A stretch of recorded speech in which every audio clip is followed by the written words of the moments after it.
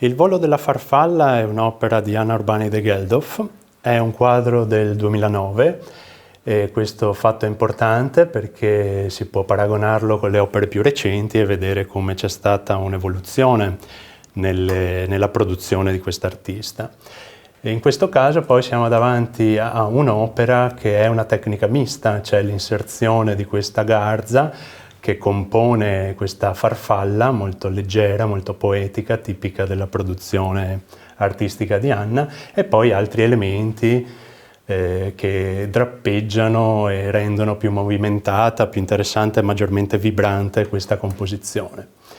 Da un punto di vista cromatico si trovano alcune scelte che sono comuni nella produzione di questo artista, anche se con una normale evoluzione nel corso del tempo,